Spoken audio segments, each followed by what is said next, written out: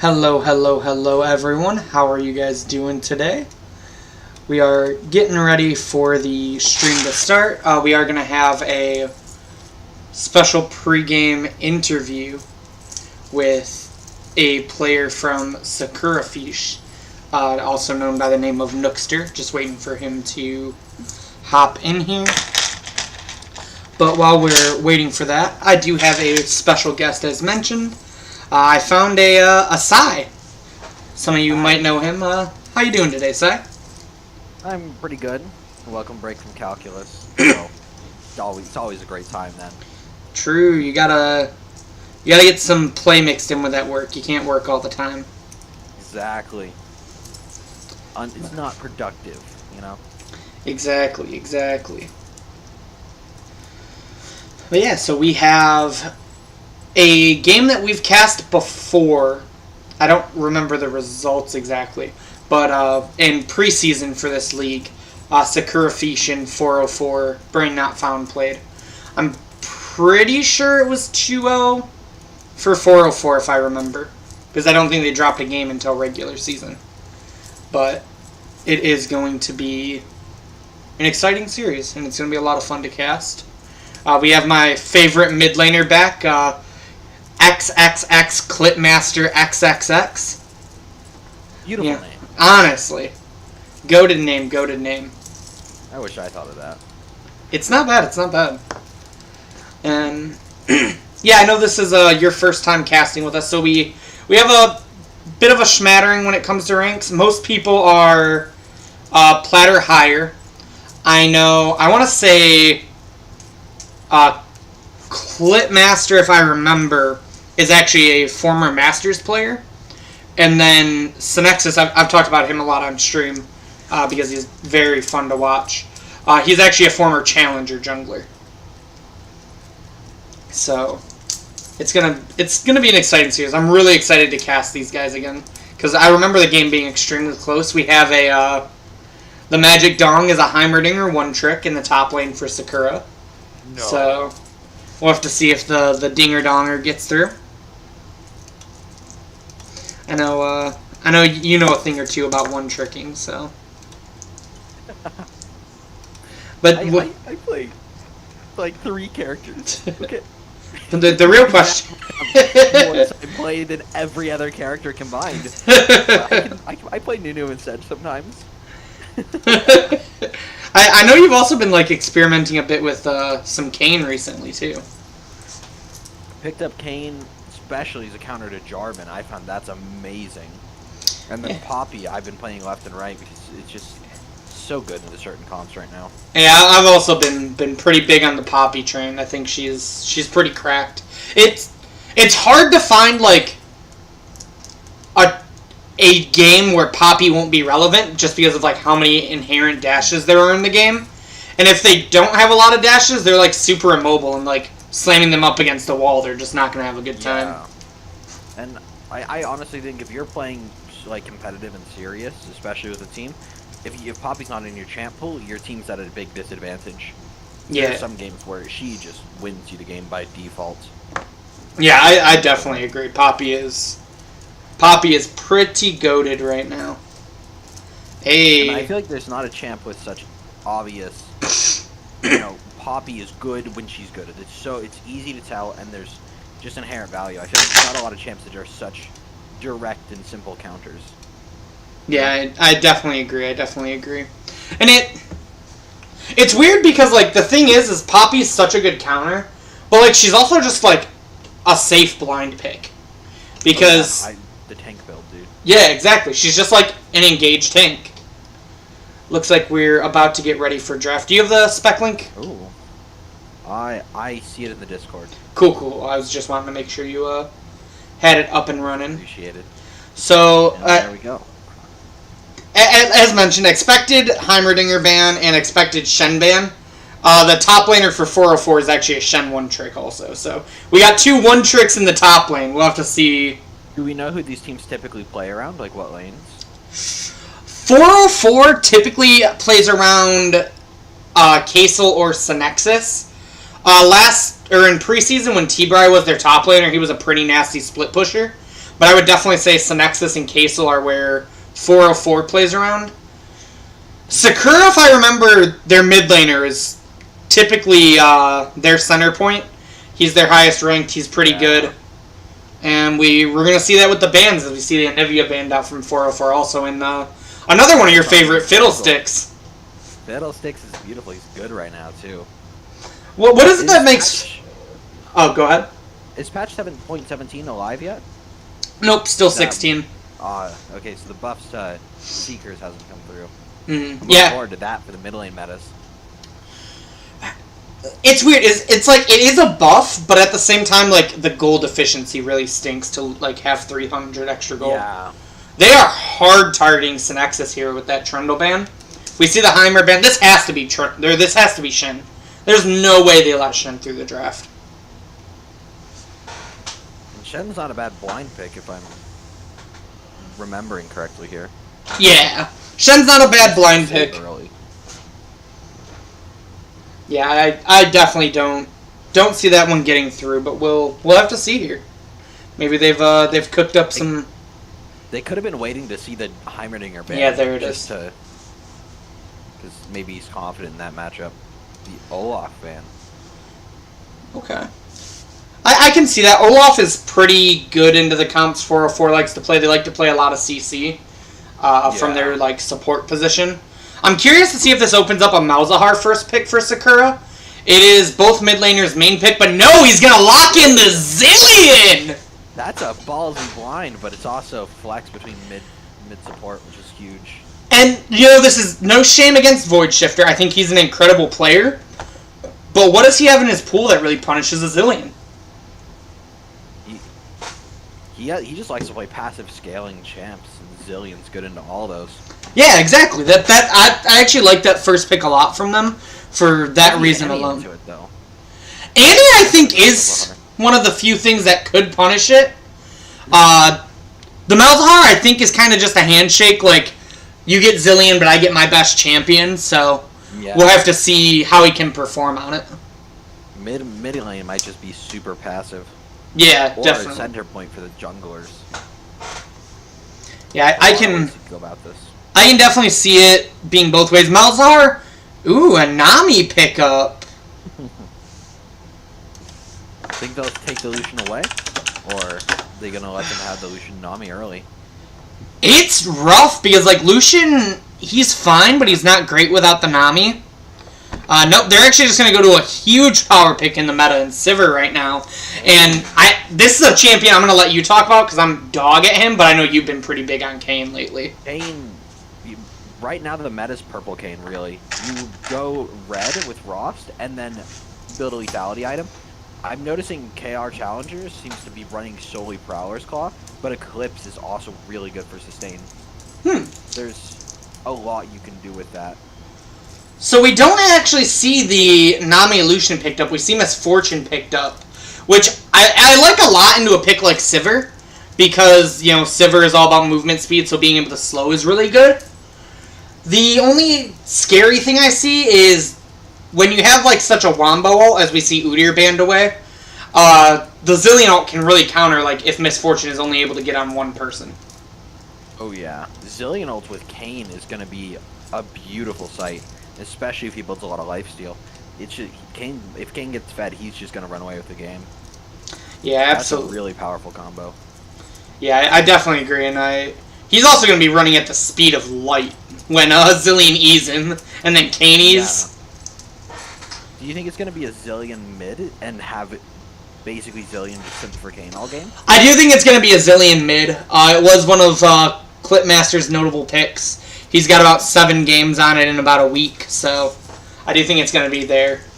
Because that with Kayn for the levels will be a big deal. We see a lot of top lane bans in the second half, with Udyr, Sejuani, Volibear, and Mordekaiser banned away, so we'll have to see what these top laners will go towards, and also what jungler will see that Synexus picks. His notable ones are his Echo is still left up. He's had some pop-off games. He's almost dropped a 20 bomb, actually, on stream with Echo. So, and I know it's pretty decent into Kayn, because you can actually, like, duel him with it. So I'll be curious to see. Bad pick. Yeah, and he locks it in here. Bad state right now for the meta. I think Echo's pretty fine, and it's also just like it's a Synexus special. Like he's just really good at the champion. It's always good. Yeah. And when you gotta blind your top laner, put him on Ornn. This is, I think Sakura is just gonna run away with the late game if they're not careful. That's such a powerful team fight that 404 I feel like needs to split at this point if they're gonna win. If it goes past 30 minutes. Luckily, their top laner is really good at splitting. My only fear with Sakura is if you blow up Sivir, they don't have a lot of consistent damage. That is true. Well, the damage from Kayn is now a bit. If he builds Purple Kayn, especially the Prowler's Claw, he will have the damage. Okay. But their damage is overall low. If Sivir or Kayn die, most of their damage is the AD as well. So if they lock in a tank here and he stacks armor, that's gonna hurt. That's a tank right there, Sir Thomas and Kench. I also really like that pick into Ornn because of how much percent damage he has with his Qs. So. Yeah. This is going to be an interesting game to play out. I definitely think if this game goes late, Sakura is heavily favored. Yeah. Does Zilean beat Malzahar or like in lane, or is that just handshake even matchup? So I think it's a Malzahar favored lane because Zilean does have some of the worst like wave clear in the game, especially pre-lost chapter before he can double bomb the wave. Yeah. And Malzahar is very good at clearing, so it's going to be on Void Shifter to... You're probably not going to have a lot of kill pressure pre-6, just because Malzahar doesn't have a lot without his ult. And then you're not going to be able to kill Zilean post-6, because he has his ult. So I think the goal of Void Shifter in mid should be to push the lane and then look to affect side lanes by either roaming top or more than likely rotating bot to try to get this misfortune ahead. So my concern really for Sakura at this game is Kayn is a very weak early game jungler. His skirmish potential isn't bad, but he doesn't have a whole lot of presence until he gets form. Sivir Yumi, that's going to be a super passive lane. Zilean doesn't exactly win against Malzahar, and Ornn's going to be a really weak pick early game. So this is going to be a really tough game for them, and it's going to put a lot of pressure on their jungle to not crumble under the pressure of effectively 3 losing lanes before 10 minutes. It's going to be a really tough game for them to get through the early game. Yeah, I definitely agree. I do think that they lose the push in pretty much all 3 of their lanes, which is going to make Kayn have a hard time. The bright side is the fact that Echo is also a bit of a farming jungler like Kayn. So it's not like he has to worry about like a Rek'Sai, for example, you know, kind of taking over the map while his team's getting pushed in. But it is going to be on, you know, they're probably going to lose minimum first 2 dragons. I don't really see a way they can contest it without, like, a really good team fight or, like, a lucky pick. So once the laning phase gets over, that's where we're going to have to see if Sakura can really use the pressure of their comp to the team fight potential, because the other thing is Kayn Yumi's disgusting. Kayn, like, never dies. Kayn Yumi with a Zilean ult. That's what's horrifying. This Kayn has the potential to 1v9 this game. I think the one thing that I'm really hoping to see from this Kayn, though, is starting topside and pathing down just to shut out this Misfortune. Because once Misfortune's out, Echo, Tahm Kench, Malzahar, all AP. So he can just stack a little bit of Imar with Maud and Malmortius. And if MF can't kill him, he's just going to run away with the game with all that healing. Yeah, I actually completely agree. It's kind of awkward as I'm going to swap over to the actual spectator so we can see the draft come through. We have kind of opposites, where Sakura is very AD heavy because like all their damage is Sivir Kayn. But if you look on 404, they're pretty much all magic except for, as you mentioned, the Misfortune. Yeah.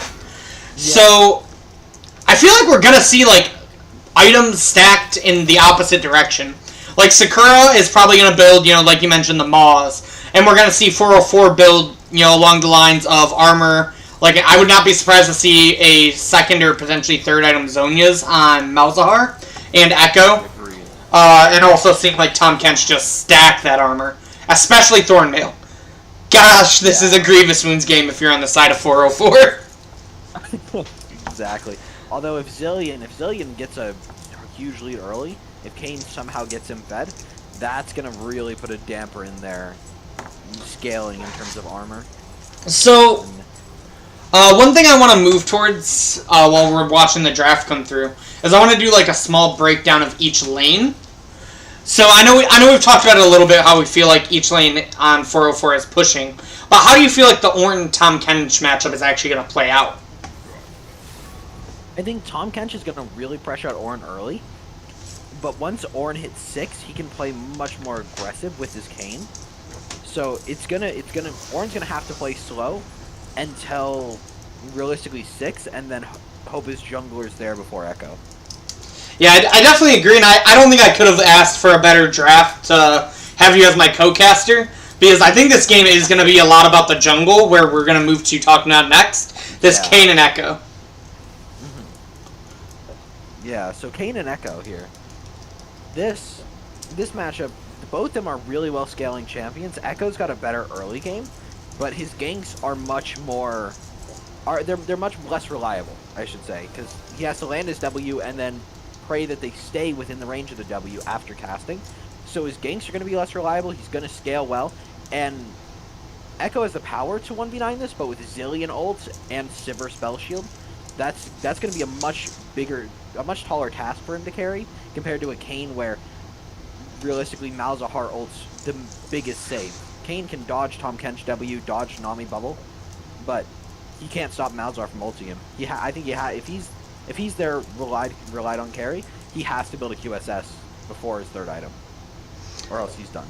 Yeah, I definitely agree. I think Kayn and Sivir both need to prioritize that QSS being the damage dealers.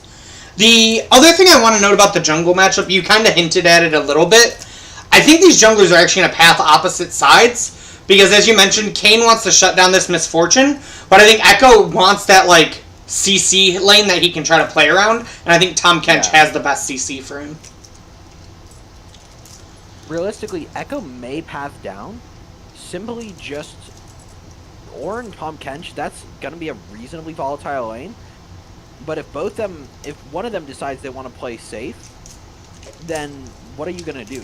Tower dives with Echo pre-6 aren't super strong, and unless Ornn gets poked out super hard, it's gonna be a lane that's gonna be hard to get the kill. So he can path up and try to just counter jungle Kayn, play really aggressive, play around mid, but he might end up pathing down just to stop the Kayn. Honestly, I'd like to see him try to match the Kayn, because I think they win. I know that Echo, MF, and Nami win the 3v3 against Kayn, Sivir, and Yuumi there. Okay, we'll have to keep our eyes on and see how the pathing goes. Yeah, it's gonna be interesting. Absolutely. Moving towards mid lane, we kind of talked about it a little bit. Malzahar's kind of always going to have the push in this lane, but, it's on Malzahar to also, use that to his advantage. Because if Zillion gets to just, have a free lane, he's going to do so much more than Malzahar in team fights, I feel like. Honestly, I'm hoping to see... I think a really interesting play would be Echo 3 camping and then invading with Malzahar on a crash. Just going and trying to stop Kayn from ever getting ahead. That's spicy. I actually like that a lot. Echo's really good at invading, too.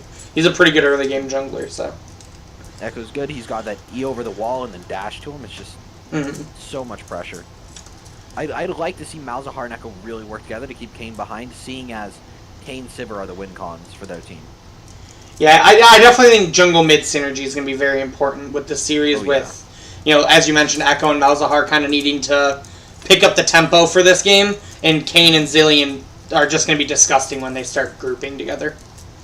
Now, because you have the better prowess in the bot lane, would you say MF could handle herself solo against Sivir Yuumi and let Nami also be a roaming support, really, and really try to help out this Echo? It's definitely possible. The biggest problem with having the Nami roam is Sivir is going to then have prio in that lane, and you don't want to just let the Sivir free farm. So you do have to be a little bit careful of that. I think if they want to do that, you also have to track the jungler, because you can't afford to leave this Misfortune alone and have Kayn pile up on her. Yeah, especially post 6. So overall, looking at both of these comps, I think Sakura is going to be looking more to scale and team fight, and as mentioned, it's on 404 to push the early game. Overall, even with the fact of like the early game being heavily in 404's favor, I still prefer Sakura's comp, I feel like. I feel like if 404 can't push the lead, that their comp will take advantage, but if there is a player I would put to be able to control the game, it is Synexus. So I think there's a lot of emphasis on him, but I think that, as I was telling you before, he is like their center point of their team. They do try to play around this man in their ADC a lot. What I am really interested in, though, is the top lane. The matchup in lane is not going to be all that impactful, but I do believe that once team fights start breaking out, if Orin screws up his ult, or if Tom Kench gets a really good W or ult engage, that could make or break the game. Their top lanes, seeing as that they're only real full tanks, they're going to be the centerpiece for a lot of these team fights to allow the carries to do their job. Absolutely. So one thing I also want to talk about before we get into the game, I want to make sure we're at the right time. Are you at? I'm at 39, 40, 41, 42, I'm like 43. 2 seconds behind technically. 40, 42, 43. Okay, I'm paused at 46. Alrighty. 47, 48, 49, Up. 50. Okay, 51, 52, 53, 54, 57, There. 58, 59. Yeah, 1. I'm half a second behind you now technically, but who cares? Okay. 101, 102, 103, 104. There we go. I didn't know they could desync.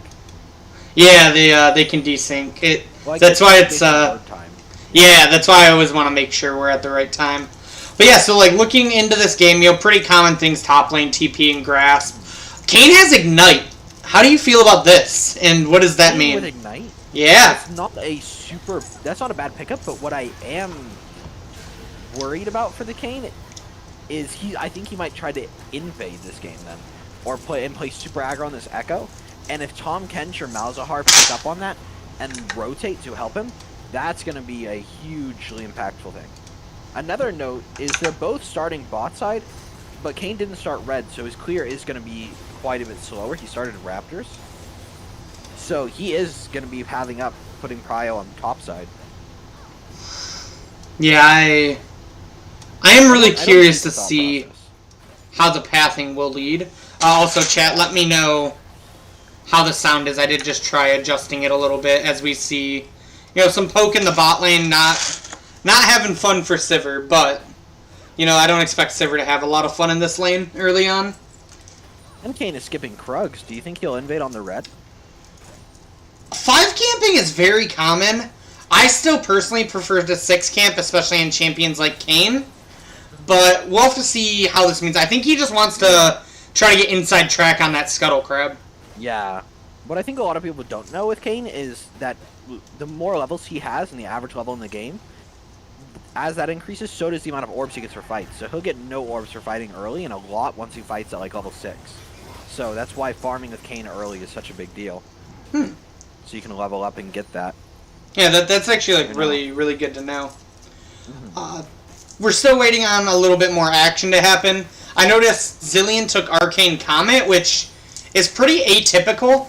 Typically, you'll see him take something like Summon Airy, so I'll be curious to see if he can actually get more of that poke damage off. Yeah, the mid top duo might be looking to play aggressive with that rune choice and summoner spell choice. Yeah. Ooh. Speaking of which, we're seeing a little bit of aggression from the side of 404. Does get a little bit of damage off, not a whole lot else though. And we actually seen the Scuttle Crab go over to Nookster though. So he is about a camp ahead now and looking to invade Synexus, but he is just kind of able to hop away. The Ignite comes down kind of early. Do you get orbs from Ignite? I'm not actually sure about that. I've never ran the Ignite. I've never really taken the Ignite Kayn seriously for myself because it doesn't fit my playstyle. I would assume not, because it seems like only autos and abilities land it. Burn effects from red buff don't seem to impact it, so I would assume Ignite doesn't either. Okay, yeah, I would assume it's not, but Kayn is at a really good spot right now, getting both Scuttle Crabs, and now he's able to fall back to his camp. So he's gonna have about a 2-camp lead here, and we're gonna need to start seeing Echo either get something going on the map, which we're gonna see him look top here. Orin does manage to stop the Tom Kent. She is going to take a bit of damage. They get the stun off, and that is going to be first blood over to Synexus. Huge. So exactly what we wanted to see there. Looks like we might be a little unsynced again. So I'm going to... What's your... I'm at 42, 43, 44, 45. Okay, we should be caught up now. There we go. Sorry about that, stream. I just want to make sure we're casting the same thing. I noticed we were a little behind on that, first blood, so... But getting first blood there onto the Echo especially is going to be a big deal. Once he gets 6, that'll open up even more damage for the dives. Yeah, I really like to see that from Synexus to be able to get that. And as I mentioned, you know, it was in that top lane, which is where I expected him to path towards. The other big thing to note here, we're at about 1,000 gold lead already off that first blood plus the CS in both mid and bot. So, you know, it's not a big deal. It is worth noting, especially early on, that gold lead. But that's just something to keep in mind as we see the CSing happens. Notably, though, Ornn is crushing the CS in top lane, and we see a super early dragon here from Synexus. That's what I like to see, a Hextech dragon this early with the recent changes to it. That's a big deal. Oh, Ornn getting a little aggressive here, taking some health off TK with the ult, but I agree. The bigger thing is, too, is like we mentioned about these pushing lanes and about 404 having to, you know, push the incentive this game. Taking that 5-minute dragon is exactly how you do that. And getting this next Drake will make a big difference too, because both sides are building one type of armor. This Earth Dragon is going to make a big impact on that. Yeah, Mountain Drake seems very good this game with what you're expecting. We do see Kane doing a little counter jungling. He's on Synexus's Krugs there, so he is going to get that camp away. He's not as ahead. The lead has kind of fallen off a bit. So we'll have to see if he's able to get anything done. And we are seeing... I know you mentioned it's typically lethality. I'm not sure if he's just not going the purple or blues or whatever you want to refer to it as, Kane. If he's just going to go like traditional red since he has... traditional Gore Drinker. Yeah. Right now, Gore Drinker's been really weak, and most champs that have been building it have been shying away from it somewhat. Along with Divine Sunder. Yeah, I'm surprised to see that coming out from him. It's definitely fallen a little bit out of favor. I definitely agree. So we'll have to see how this works. Maybe it's he just wants to be a little bit more beefy, since we did mention that they're kind of stacking one type of damage. I'm hoping to see a Spirit Visage come out from him at some point too.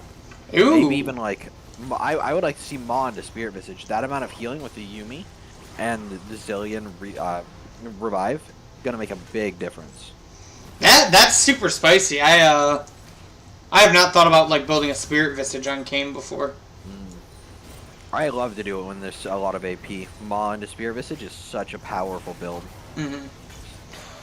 The other thing I would like to see is, now that Malzahar's he's currently 7, I want to see him try to work with Synexus to try to get a pick. We haven't seen...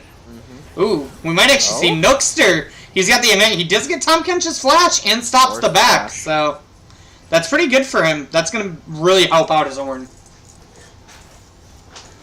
But yeah, I want to see the Malzahar and Echo try to work together a bit more. They've been kind of static, and I want to see them get together and try to, you know, get some kills or pressure some side lanes.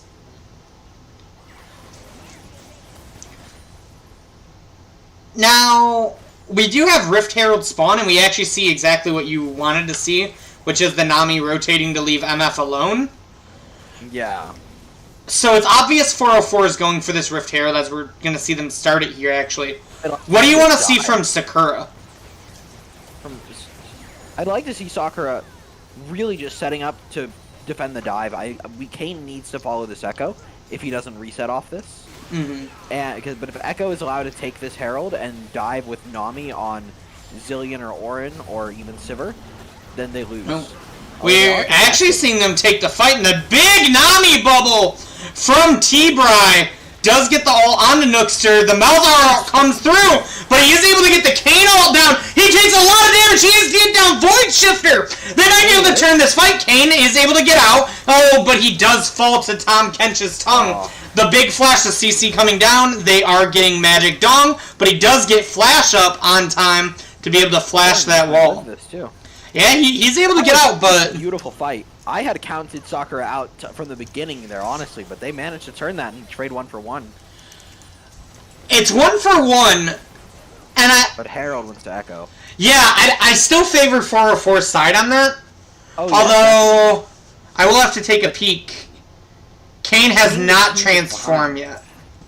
Yeah, being the team that's behind, getting away with a kill there, after that, the way that fight was looking from the beginning, that I think is still a pretty decent win from them. I would definitely agree. agree. Kane, which is an important player for that team. Now, where do you want to see Echo use this Rift Herald? We do have Dragon coming up here in 45 seconds. Honestly, at this point in the game, Miss Fortune's got a 300 gold lead on the Sivir, but I think she needs more of a lead. I'd like to see Echo use it bot and possibly get Tom Kench or Malzahar to roam down there and go for a dive on this Sivir. Because she is quite the overall weak champion, and you can dive her. If you have a couple of CC abilities, just get that spell shield out with one of them, and one of them will have to land. And we actually see Kane, hovering around this bot mid side for that exact reason. Wanting to protect wherever this Echo is going to be going. Plus, it'll put up for the pressure for the dragon spawning in 7 seconds. Yeah, it's... Ooh, we might actually see him get caught out here. But that's Echo's ult down, though. That's really big, and Kane is... That's a dead Synexus! The Malzahar ult comes down, but they do not have the advantage. The MF ult almost gets Nookster down. The Magic Dong is able to take down Void Shifter, and this is a huge fight for the side of Sakura Feesh, and a very uncommon misstep by Synexus this game. Player of the fight there was Ornn. The fact that he rotated down here while Tom Kench is top lane, that won them that, having that extra man there. Yeah, that was a big deal for them. It's tank versus tank too, so you don't see, you're not going to get punished for that. That's the biggest thing with that. And Ornn actually comes out of that with a gold lead on ooh, good bubble by T-Bra, and Synexus is here. The dragon hasn't fallen yet. He might be able to get this pick onto Ryan Pack, but Clintmaster comes around. Nookster is able to get the kill on T-Bra, but the bubble keeps him alive. The flash does happen. Synexus, he's taking a lot of damage from Clintmaster. Clintmaster picks it up, and that is a 3-0-2 Zillion and a 2-1-3 Kane in a 1,000 gold lead now for Sakura. That is not what you want to see for 404. Honestly, looking at topside, all of Kane's camps are up, and Echo could have gone and had that whole side of the jungle and pressured out the Ornn. Going back to contest that dragon was really aggressive, considering they got the first one already. I don't like that play, personally. Do you think it's that he just felt a little, too pressured to have to snowball the game early? Like, he doesn't want to give up that dragon because he feels like he needs soul pressure to be able to contest with the scaling on the comp. And it's got to be weighing on them the fact that it's an Earth Dragon when their damage is Sivir and Kane. Mm-hmm. Yeah, you mentioned, you actually called that out before. As we see, I'm guessing the Herald was timing out there. Earth Dragon was probably the most important dragon in this game. Oh, yeah. It's been really good ever since the changes, and it's just even better than ever this game. This is going to be bot tower. We'll have to see if Ryan Pack can get away. Nookster is coming in.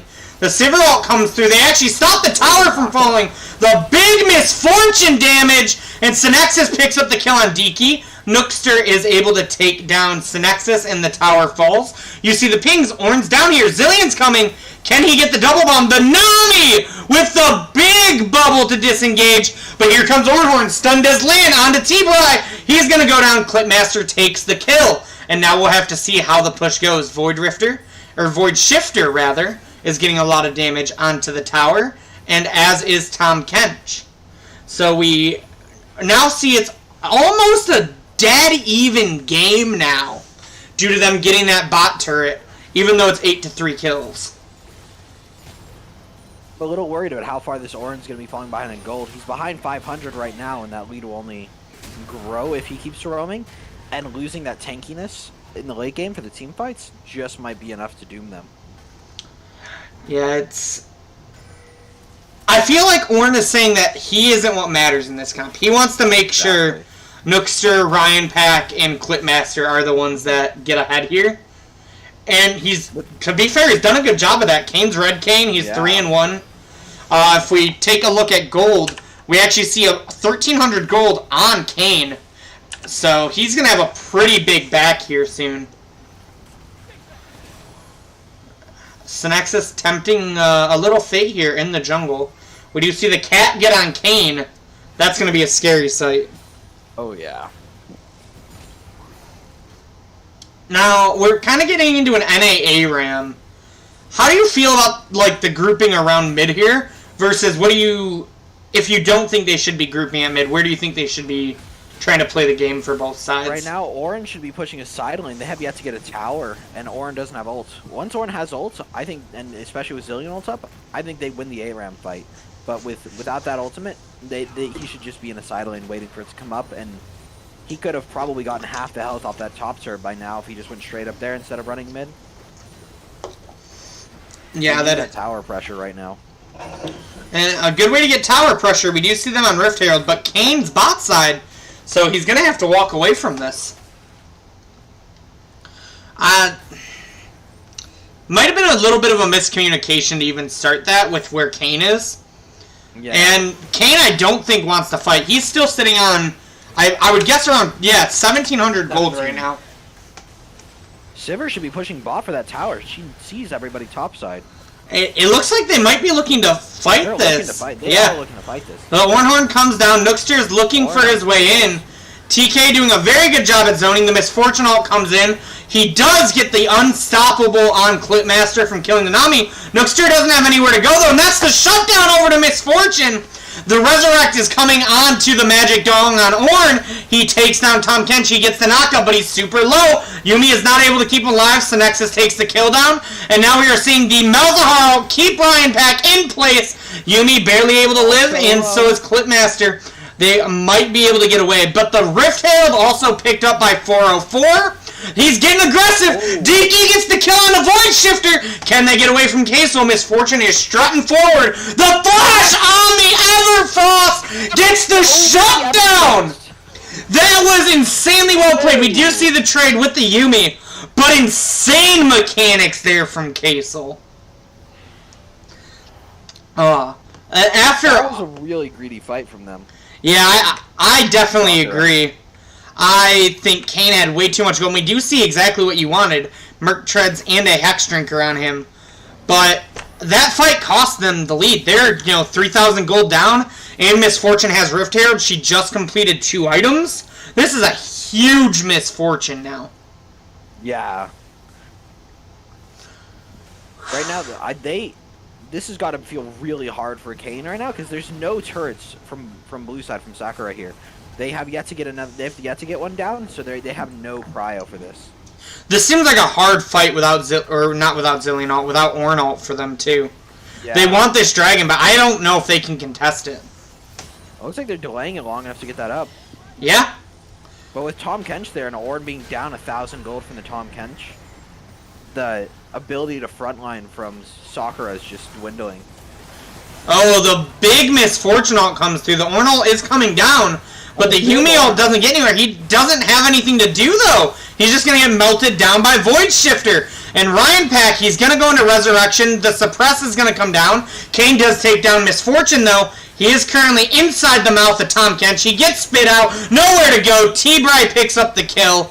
And that is currently a 2-for-1 on the side, but we're not stopping. Tom Kench goes in. He does get zoned off from the Zillion bombs. And it looks like now we're going to fade to Dragon. 2-for-1 on the side of 404 there. I was watching the backline of 404 in that fight, and Kane was running through them until he got ulted by the Malzahar. Well, as soon as Void popped his ulti on him, he was just done for. He needs to build a QSS if he wants to be able to run through the backline. If we don't see that soon, he's never going to be able to.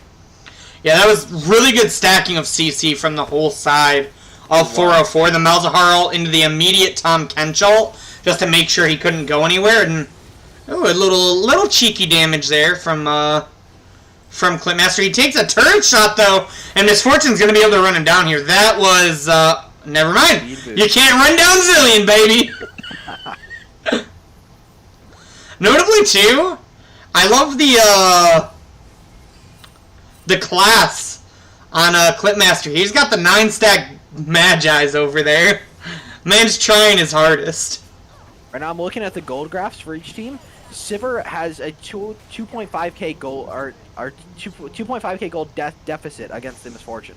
Misfortune is so much farther ahead than their Sivir, and with how good Misfortune ults is in team fights, I don't think that Sakura can afford to even team fight at all anymore. Even with their composition and their big ultimates, the amount of damage coming from the Misfortune is just going to be too much. If they're able to pick Misfortune, though, that means pretty much the gold lead is half. So, I think if you want to fight, you have to try to focus this MF. You need Kayn, you need his summoners up, you need everything. Kayn does go that Maw second item. Potential.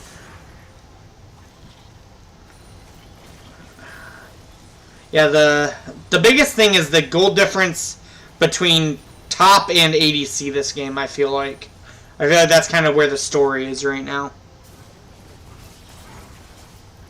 Tahm Kench is doing a great job so far at keeping this Misfortune alive. I would like to see a few more defense ults, though. He eats the Kayn when the Kayn comes in, rather than eating the Misfortune to keep her from getting bursted. And if he starts doing that, Misfortune's immune to death. That was a really early Echo ult. I don't know if he needed that there, but we'll have to see as the Ornn ult does not come through. You see the question mark pings there. And with 2 minutes and 45 seconds, outside of, these teams just getting scrappy and one of them getting Baron, how do you think this game's going to play out for the next couple of minutes before Dragon? I have a feeling Sakura is going to try to fight this Baron, but unless Ornn hits a good 4-man ulti and Kayn gets onto the Misfortune and can stick to it without getting CC'd, they do have some shot at winning the fight. But if they both fight on this Baron, if both sides do, I think that 404 might just run away with the game. Mm-hmm. But the one catch-up mechanic they do have is Ornn items when they start coming through, but we might not get to that point with Ryan Pack almost gets one shot, is able to get away from Synexus there, though. And Kayn might be coming in now, but he might also just get caught up. The suppression into the big CC, but he's actually able to get an ult off and go inside. The Maw pops, and Nookster turned this fight around, but Kasel's coming in with the big damage, flashes over the wall. But you can't catch up to this Yuumi Misfortune, especially not with Zillion. Zillion lands the root, and they're able to get away. That was a...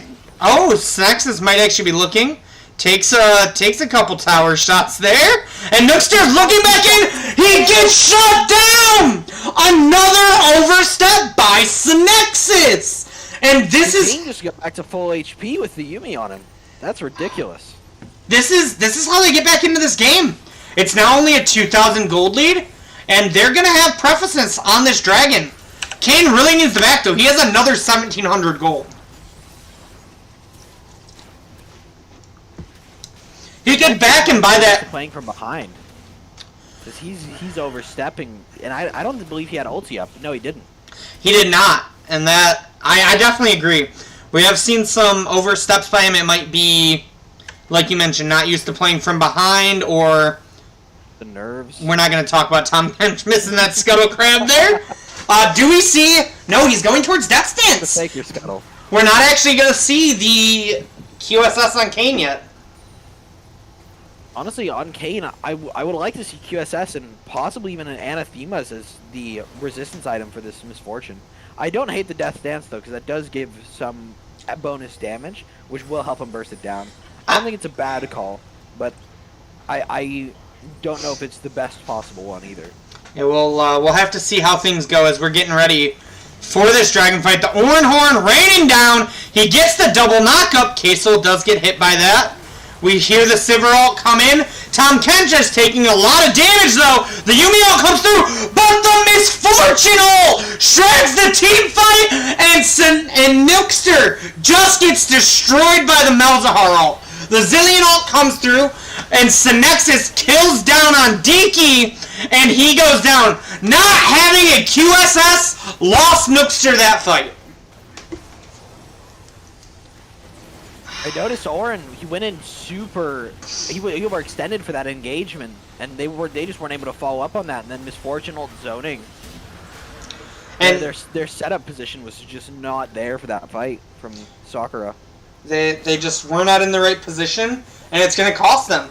You know, that's Infernal Soul Point now, and they're running, I thought they were going to run straight to this Baron, but it looks like instead they're going to just, you know, take some camps. They want to play it a little bit safe. But I will say, if I was on the side of 404 here, I'd be a little scared to take Baron if I thought Kayn could make it there in time, because Kayn is really good at getting in there to steal. That's true. Kayn is good at stealing. I think they might have had the time, but Kayn is pretty fast, especially with the Yuumi. They pressured it. The rest of the team might not have been able to make it there, and they could have turned on Kayn. I think playing that for a turn's sake might have been the play. We see a red turret finally go down, and we see Sivir actually pick up her second item. Kayn looking for a pick on the Void Shifter, but he's just gonna get CC'd. The Zilean ult is able to bring him back, and oh my god, he comes back at basically full health. The Ornn comes through, Sivir actually gets the shutdown. Nookster got so much health off that Zilean ult, but the double kill comes over. He might have bitten off more than he can chew. He gets knocked up by the Nami bubble. The triple kill onto Synexus. He's looking for Ornn. He flashes over the wall. The Unstoppable comes down. Synexus wants this quadra kill, but Ornn is taking so long to kill. The bubble lands. The damage is coming across. They're looking to set this whole Echo ults to, you know, keep him there. And Ornn gets the kill over to Nami. No quadra kill, but that is going to be the Baron. Void Shifter's got to be careful, though. He's getting kind of low here. Oh, yeah. The Malzahar ult stacked with the Misfortune ults onto the poor Kayn. Realistically, they used the Zilean ult on him, and he could have, and Yuumi got out. If they had just exited as soon as the Kayn respawned, just backed out, they all would have lived. They overcommitted to that fight because Kayn got caught, and that's what lost them that there. Yeah, I definitely agree that I think the almost overforcement of the play is what was the downfall for Sakura there. Agreed. They're very antsy about taking these team fights because they in their draft, I'm sure they were thinking we win the team fights. But with MF being as big as she is, and the only counter to that being Kayn, with Malzahar there and Tom Kench to protect her, they can't afford to walk into him anymore. Yeah, it's interesting because I thought 404 had more of a pick comp, but they've actually played it more as a protect comp, and it's worked extremely well. It has been. It probably would not have worked if Tom Kench hadn't gotten such a big lead early on. He's still up over 1,000 gold on Ornn. Him being the sole tank and the protect comp still working is a big deal. Yeah, absolutely, and we're gonna see. Oh, we might actually see Synexus a good ult out, and Nookster gets suppressed yet again. The bubble also comes in. He is gonna get resurrected by Clipmaster. We'll have to see if he can get out of there, but he can't. Synexus goes unstoppable, and Kaysel picks up the kill on the Yuumi. This might just be the end of the game. It's 5v3. Stun gets him out. But you have to defend this Baron. Here. They have to defend under the two Nexus towers. So Nexus is looking for it too. He wants to try to take out. For the Zilean ults. It looks like they're gonna back off. They're gonna play it safe, but they're gonna have complete setup on this Infernal Soul in the next minute. I think Kayn has to risk his life to steal. It's worth suiciding for this. He can't afford to concede soul. We see Void Shifter get his Void Staff there, and we see a little bit more damage picked up on the Echo here. This game, I feel like Sakura, like you mentioned, just tried to force too much when they were behind. And that's kind of where this game fell apart. Yeah. Because Echo's one of the few assassins that's not really good early game. Nookster goes over the wall with his E. And he is able to get out with the healing. But Kaisel destroys everyone. And the suppression comes down onto Ornn. The double kill onto MF. And I don't even think they need Infernal. I think they could just walk it down. Yeah, you see the TP coming in from Void Shifter. He's calling for the end here. I don't hate the call. Although I think they should leave one in on the Dragon to secure it. Zillion has decent wave clear. It's not a guarantee to win. Yeah, although Zillion, he did use it in that fight. Yeah, he might just get one shot by Synexus, or Synexus might one shot him, but he did a good job distracting. The Nexus is now open, and Tahm Kench, he's just gonna lick that boy away. Can they stop it? I think Tahm Kench is just too tanky. Yeah. You see him just slap with that tongue, and honestly, even though he wasn't the flashiest, I gotta give MVP of that game to If No Fun FF. He did a performance on this Tahm Kench. He did. Ornn gave him an inch and he took a mile there with Ornn's roams. Tahm Kench got so ahead and then he was just able to protect and just be the front line for the entire team. Yeah, I definitely agree that, I mean, it's one of those things you don't really think about, like, oh, well, it's two tanks. It's fine to, leave him alone in top lane, but you have to be careful on how long. Because the Ornn lost a lot, and If No Fun FF got to pick up a lot there, and got to be the all-star in team fights when he was able to either continue stacking CC with that ult, or provide the peel that was needed. Because that first big roam where they wiped them in blue side, right before the Drake fight, that was a good roam. Tahm Kench was just stuck under his own turret, so he couldn't capitalize on that. But the second roam to bot lane, that resulted in Tahm Kench getting 3 plates, and that lead was just too much. Yeah, and they didn't even get a lot off it. It was if I remember, it was like a 1-for-1 and a couple plates on their own, which is not worth the fact that Malzahar and Tahm Kench kind of just got to free farm. Exactly. They gave him just too much of a gold lead for them to come back from. But I still think that it wasn't over until they didn't build the QSS on Kayn. QSS would have probably resulted in MF dying a few more times, and that might have been enough to give them a snowball potential, really, just from that gold lead on Kayn. Because with Yuumi Zillion, a level of pocket for any one champion on that team, but Kayn in this case, is insane, and all they needed was him to just not die. So now, what do you want to see from the side of Sakura going into this next game? They are going to swap sides. This is only a 2-block. It's not like a best of 3 or anything like that. It is, both teams play on both sides. So with them moving over to red side, what do you want to see from them this game?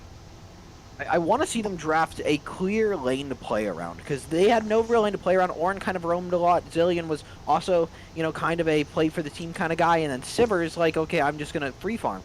It feels like they didn't have a clear goal in mind, a clear focus, and in this game I would have said that's Kayn, but I'm not sure that they're that comfortable playing around their jungle in that way, and jungle needs a lane to play around. So drafting a clear winning top, mid, or even bot lane would go a mile for them. That would be a big deal. Yeah, I can definitely see that, and they definitely have the picks to do it. I think they were kind of trying to call Void Shifter out with the Zillion pick, saying oh, you don't really have anything that can pressure me, which, to be fair, the Zillion pick was good, but as you mentioned, it wasn't that pushing lane. If he would have just taken the Malzahar, or if he would have taken a bit more of an aggressive champion that we would have seen. Or even the top laner. The Ornn pick was good, but because it is a super safe blind. But this guy does have some aggressive picks that he can blind. He has a lot of Aatrox games in his past, and I think Aatrox is an extremely strong champion right now. If you would have put an Aatrox in that orange slot, the only worry is you might not have had a good enough front line, but it's definitely the lane that you can play around. They would have been really lifesteal reliant as well. Yeah. I think drafting the Kayn there, but not building him like he's going to be like the solo carry with a QSS and possibly a little more damage. That's what really did put the nail in the coffin in that game, is just not properly identifying who your win con is and how to play that into the enemy comp. It is really difficult, though. I speak from experience playing into a comp with so much CC, with the Malzahar ult and the Tahm Kench Eads and the Nami bubble. Like, all those CCs last forever, too. It's not like, okay, I'm stunned for 2 seconds when I get hit by everything. You're stunned for 5, 6, 7 seconds if you're not careful. So much chain CC. It's really difficult to play into that, regardless of what you do. Now, if you're on the side of 404, you did just pick up that win. You are swapping to blue side. What would you want to see from them? Do you want to see, kind of just a run back? Maybe first pick the Malzahar since it's contested and try to draft a very similar comp? Or do you think they should try to change or play anything differently as well? From what I could tell just from that one game, I would like to see the jungler pick something that's a little more present and a little more aggressive, because he seemed to really want to get that lead, and playing something that can out-duel the enemy jungler and something that can out-gank and outpace the enemy jungler, I think that would just be a big leap in their real pressure. Because it felt to me like Echo was the weak link that game, and I think it's because he just wasn't playing as strong of an early game champ as his playstyle suggests he should. Yeah, I know in the past he's played some Elise, and I know he's also played some Wukong, who I think is pretty decent. Wukong's not super aggressive, but I think he's more aggressive than like the Echo pick. And yeah, if the Trundle gets through, Trundle would be another really good one that he's pretty aggressive in. Yeah, all those champs are really good duelists as well.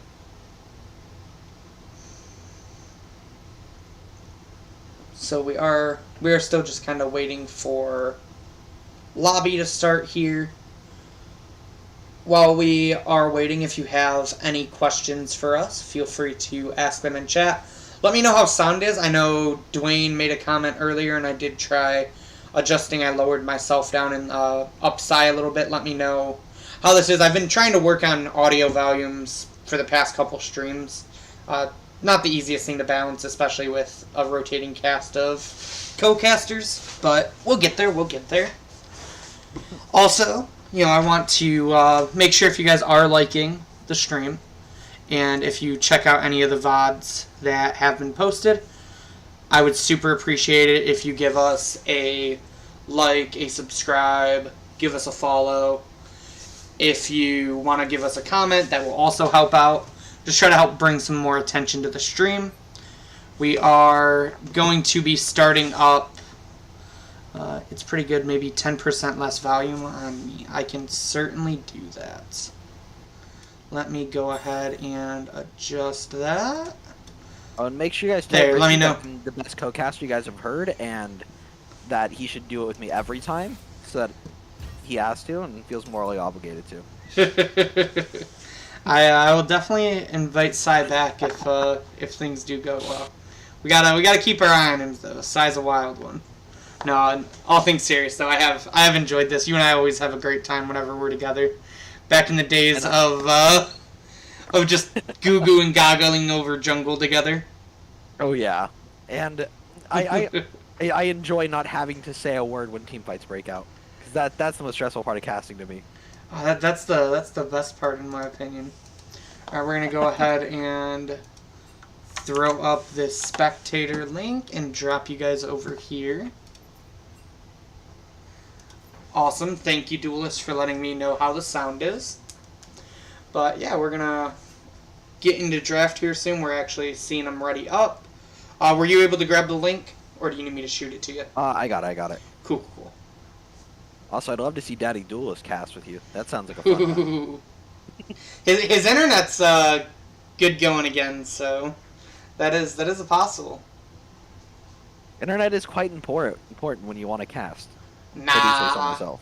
The internet's a lie. Not even real. It's like space. Exactly. So let's see how the draft goes. If anything changes up here, we do see the Anivia ban continue.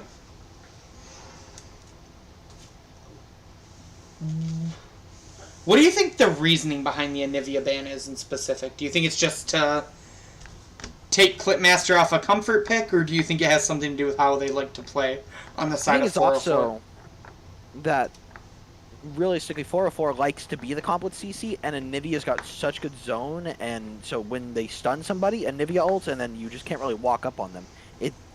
They seem to be avoiding a lot of zoning champions. Because I feel like that would actually impact their playstyle quite a bit to be zoned off of these objectives and just positions in team fights. That makes a lot of sense. So far, similar bans, but we see the Malzahar come through, so the Trundle is up. We'll have to see if this is something 404 wants to go towards, or if they have some other things in mind. We'll have to see how the draft goes. I'm not surprised to see them, target the Malzahar. The suppression was, suppressing. Of course. So. Exactly. I think without Malzahar, that game might have been it. I think without Malzahar, Sakura had that game. The Malzahar as a champion was just too much. And they do blind the Trundle. It's left up, and it is first pick. I actually like this a lot, because it is a triple flex on this team. We see the Zilean come through, so they're saying without the Malzahar, the Zilean would have been fine. T-Bry, he played top lane for them preseason, and crushed it on Trundle. So I'll be curious to see if it's a potential support pick there. But we have recently seen it more in the hands of Synexus, which I assume with it being blinded is where it's going, but we'll have to keep our eye on the draft and see. Ooh, the Udyr comes through. Now, I've played approximately one game of Udyr. I played a bunch of it, actually. Oh my god, this is so strange. You're the Udyr expert now. Go ahead, let us know about this. Udyr into Trundle is actually bad for the Udyr. I don't like that the statistics don't like that either, because Udyr builds full tank and Trundle just eats those stats late game. Although if the Udyr's ahead, he can just ram it into the Trundle's forehead, and as long as he uses second cast Q or second cast R, he just wins that.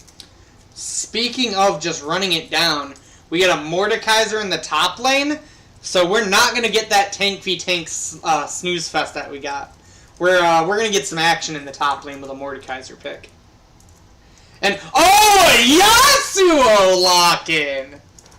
Yasuo without knockups on their team yet. That is a little surprising, personally. They do have two more picks. Wait, that's ADC. Isn't that? It's either ADC or top. I'm not 100% sure. In my scouting, did not mention anything about Yasuo, but it's possible I might have just overlooked it, not thinking about the role specifically. Seeing the Renata ban, I am leaning a bit more towards bot lane, because it feels like they're trying to set up for an engaged support of their own. And we see the Kayn banned away, so this might actually be an Udyr top. Udyr top. Udyr top is actually more common than Udyr jungle right now, and it's better. It has a better win rate as well. We did also see 404 ban the Udyr phase 2 with the Kayn picked, so it feels like they're on that call that it might be top. But again, it is also one of those flex picks, so we'll have to see go either way if the bans turn to be worthwhile. And we see the Janna banned away, which has been something 404 has gone to a lot. The one thing I would be scared of if I'm on the side of Sakura, if you don't take it, which I don't think you will because it doesn't have a knockup. T-Bry's played Amumu support twice on stream now, and that is a nasty combo with Misfortune. We actually see the Lilia ban come through. He has been spamming a lot of Lilia recently. I do like the Lilia ban because it's good into Trundle and Mordekaiser. I would probably take a Lilia this game as a jungler. I feel like I would just take the Udyr here, because they double band you out, and you can just put something else top lane, because your top lane pool is pretty wide open. Oh, but we see the Wukong. It probably is Udyr top and Wukong jungle. I would assume so.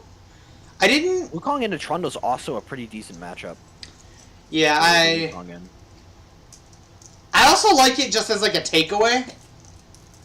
And it's also that knock-up for Yasuo. We do see this is a very short-range comp from the side of Sakura, and we see Void Shifter pull out his Swain here. I like that pick a lot here. I'm liking 404's draft right now quite a bit. Yeah, it's a pretty solid draft. We'll have to see how they round it They're out. lacking hard CC outside of a little bit from Swain, though. So you're saying So an let's see what Amumu the pick would comment be is. good here. And Oh, yeah. the Messiah calls it. The Amumu support locked in for T-Bray.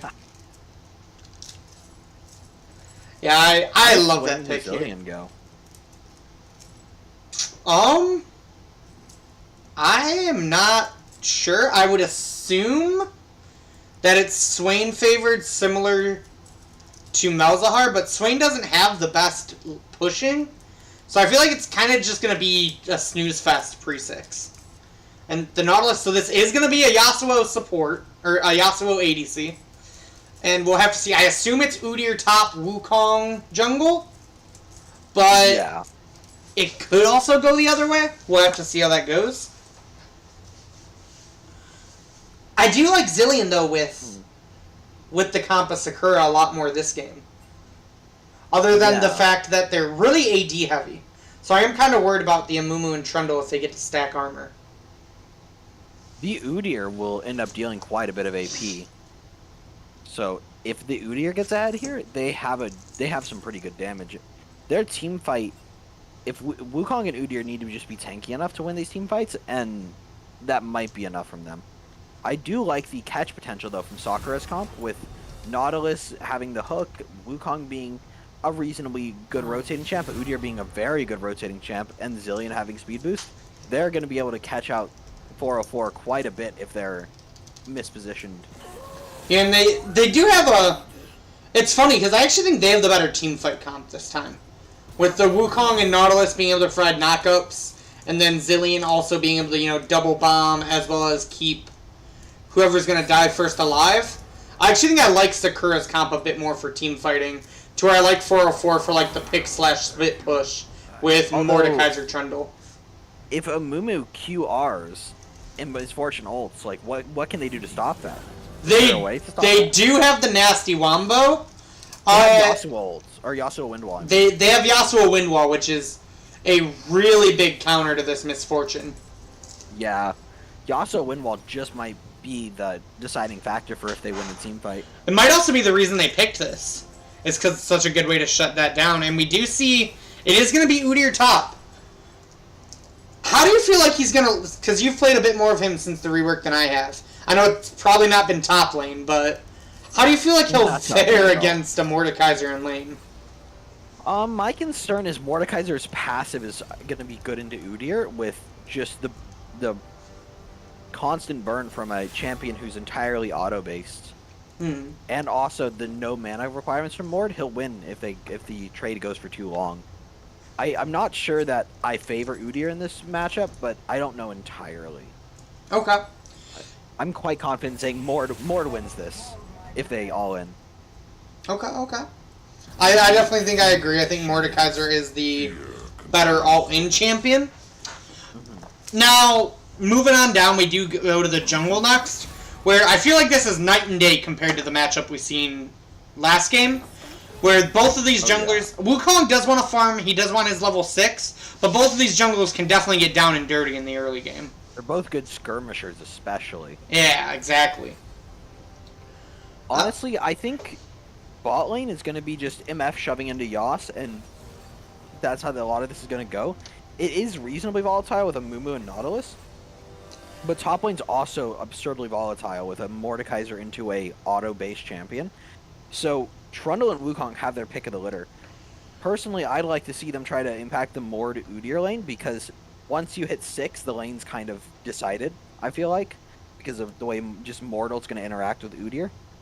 But going up there and then in the mid game transitioning to saving Misfortune and Yas and really focusing on the bot lane matchup is probably the play. They're both just so good at skirmishing early. It's ridiculous. One thing I will say, as someone who has played with a absurd amount of Yasuo players in my friend group, including a couple of them that like to play at bot lane, Yasuo bot lane sucks pre-6. You are not going to have a good time, but once you hit those ultimates, it's a complete game changer. So it's kind of just... with Wukong ult, too. Exactly. So it's really just on Yasuo to kind of suck it up and get abused a little bit in lane, but then once you hit that 6, they're popping fools. Yeah. Wukong needs to path up early, but Trundle can go bot if he feels confident in that matchup. So however Trundle decides to start is probably going to decide the pace of the early game. If they path together, there's going to be a lot of early skirmishes. Now, if you are this Trundle, because I know you can go Divine Thunder and you can go tank, which build would you lean towards a little bit more this game?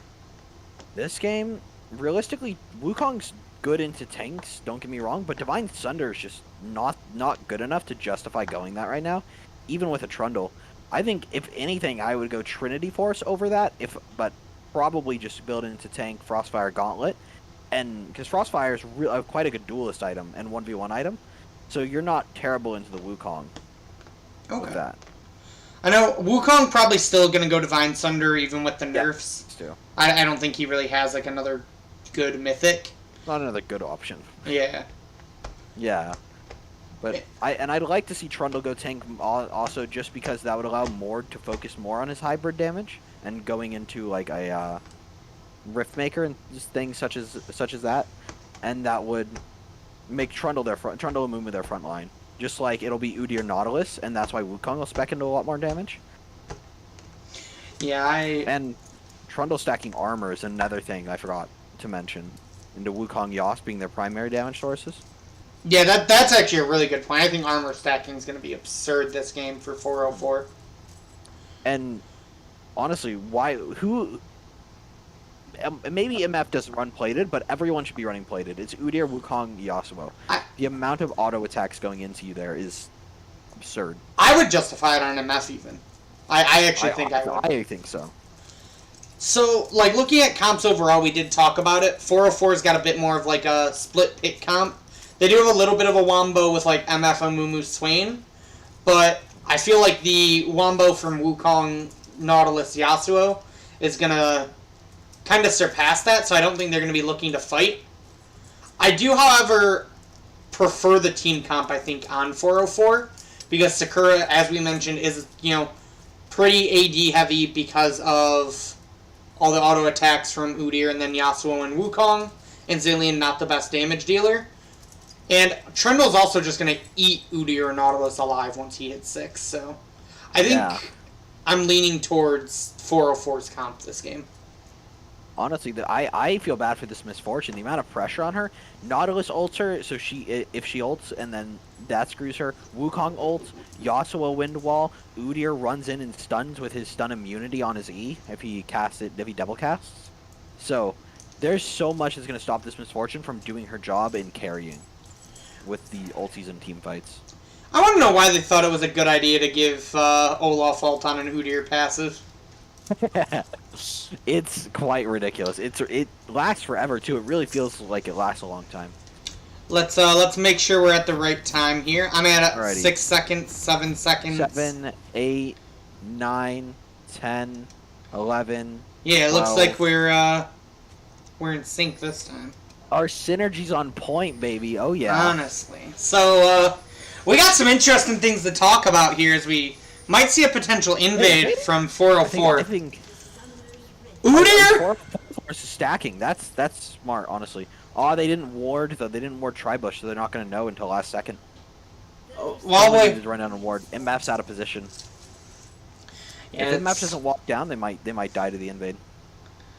She's gonna be. I do like the invade call. Honestly, both sides have good level 1s too. With Mord passive though, I think that might put them over the edge. I think Mord's gonna be a big deal in this fight if he gets his abilities off. Does he start E?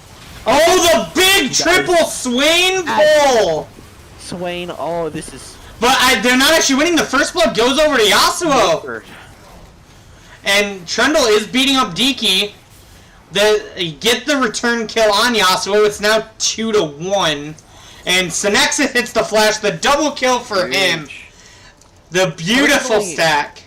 I would have liked to see Trundle standing farther up so that Mord doesn't get bursted down as hard as he does. Because Mord passive might have gotten a 5-man kill there at that point with how low they are, the ones that survive. But either way, 404 turns out really well for that one. 1,000 gold lead at the start of the game, and then a 2-0-1 Trundle. I know we were talking about him going tank. I might go Divine Sunder if I'm 2-0 already. I might go Trinity if I can push that lead any farther. That's fair. I just something aggressive. I've been looking to get stuff done on this Trundle. Now, because of the exciting invade, we didn't really get to talk about it. Udyr went TP Ghost Grasp the Undying. Grasp is expected, and TP Ghost is not uncommon. I've been seeing that all over. Mord might win this. Yeah, they're beating each other up here pretty well in the top lane. Notably, although Trundle will not have a much better early game clear because he didn't get the base after those 2 clears. Yeah. But his first base is going to be huge. If he overstays on the map, he might give up his shutdown without even resetting. Now that's a little terrifying to think about. I don't actually think anyone spent their gold from their kills. It looks like Yasuo held his gold. I think he held it, yeah. He didn't get first blood, so he couldn't buy a longsword. Ooh. Does Udyr win this? That's a lot of damage. We swap back over to bot lane now, and the Wukong with a huge flank Casel is able to flash away, so is T-Bry. But the knockup comes through, and Nookster picks up the kill. So that's good for the bot lane. We're about 700 gold ahead. Pretty much exactly off CS from the Misfortune lane, which is to be expected. Honestly, I heard Udyr top was really good right now, but I didn't realize just how good. I thought Mord would be way more favored in that matchup. Yeah, I'm curious to see how it's going to go. I have not seen him top at all, actually. But it doesn't look horrible. The Trick 2G would definitely be proud. I know it's actually got a higher play rate than jungle right now, believe it or not, and a higher win rate. Yeah, I know his win rate in jungle actually tanked after the rework. Dropped to like 38% on release, and they hot fixed him because he was so weak. The issue I think the biggest issue with him in jungle right now is his E movement speed's just not good enough. Oh yeah, gank potential sucks. We're seeing we'll have to talk about that in a minute. The wind wall does stop the misfortune damage, but Yasuo is going to go down to the ignite on T-Bry. That's another kill, 4-2. Big hook on the misfortune, but Diki might be biting off more than he can chew. Udyr doing a good job at clearing that wave, and we see Nookster come around now though. Wukong gonna give a little bop to T-Bry. The flash ignite from Nautilus. But Misfortune gets a lot of damage down. T-Bry does take down Diki. Trundle's wrapping around. Nookster flashes the Swain. He does pick up the kill. We're going to fade over to top lane, where both passives are going to beat the shit out of each other in top lane. And it's a beautiful thing to see, the auras. Honestly. Yeah, that was some more excitement happening there. Misfortune getting a pretty good kill there. You think we're desynced? Let me go ahead and double check that. Thanks, Dwayne. 505, 506, 507, 507, 508. 508. No, I think we're good. We're good. Yeah, we're good. We're good. As I was talking about before, all the action came out there. Trundle picked up that Sheen and those 2 longswords, so. We'll see. We'll have to see if it is the Divine Sunder like I think or the Triforce like you think. We'll have to keep our eyes on that. But he's probably going to go Sunder, but right now Trinity's been looking really good in games where you get fed, and a lot of people aren't abusing that. Yeah, I know Triforce I've heard a lot of people say it's kind of like hidden tech right now on a lot of champions. Yeah. The issue with it is it's just so much gold that you need to be turbo fed, or else it's just you just don't get it fast enough. That's the only problem with it. It's how expensive it really is. Nah, you're all good, man. I appreciate you looking out for it. And Yasuo has Berserker Greaves. I like to see that. That's like, I feel like always the first item buy on Yasuo is boots. Ooh, good Swain pull. Getting those flocks, stacking up that health. Let's actually take a look here. See how many he's got. 10 flocks right now, so 120 bonus health. We see. I don't know why, but it's so amusing. I agree, it's so amusing to watch both of those auras just AoE each other. Yeah. Mord, he does have a bit of an XP lead because I noticed he was 6 before. Yeah. But these trades are dead even. I feel like. The Mord's up like 200 gold just from farm. Yeah, he does. CS gap. He does have that CS lead again, which we're kind of seeing around. No, actually, we're not seeing around. It's just top and jungle on the side of 404 that has it. But we do see a pretty cheeky Mountain Drake picked up on the side of 404 there, continuing their early dragon stacking. Fire Drake. I think you said Mountain Drake, but it's a Fire Dragon. It is. And you're right. That will make. Honestly, that will make a pretty solid difference in the poke. I wonder how much of a difference that'll make top lane, because the trades have been really close. That extra couple AD from the 6% damage buff, might be enough to turn that in Mord's favor. Yeah, we'll have to keep our eye out. It looks like we see another setup here around the Rift Herald. Notably, too, we do have Yasuo. He just hit 6. So we're going to want to keep our eyes on that.